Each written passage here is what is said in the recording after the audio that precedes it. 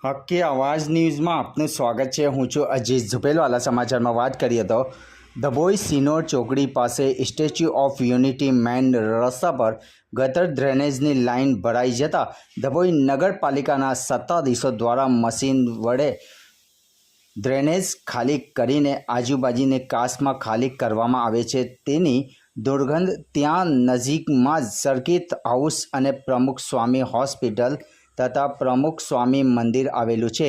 ડભોઈ નગરપાલિકા ગંભીર બેદરકારીના કારણે ડભોઈ પ્રમુખ સ્વામી હોસ્પિટલમાં આવતા દર્દીઓને દુર્ગંધ અને ગંદકીનો સામનો કરવો પડી રહ્યો છે। ગંદકીના કારણે મચ્છરોનો પણ ત્રાસ વધી ગયો છે। જ્યારે પ્રમુખ સ્વામી મંદિરમાં દર્શન કરવા આવતા ભક્તજનોને ગંદકીને દુર્ગંધનો સામનો કરવો પડી રહ્યો છે। સર્કિટ હાઉસ ખાતે વીઆઈપી નેતાઓ અને વીઆઈપી લોકો આવતા હોય છે। જો નગરપાલિકા દ્વારા કાસમાં ગંદુ પાણી છોડીને દુર્ગંધનો સામનો કરવો પડે તેવા તમામ લોકોને સામનો કરવો પડે છે। મચ્છરોનો પણ ત્રાસ જોવા મળી રહ્યો છે। રિપોર્ટ રફીક મંસૂરી।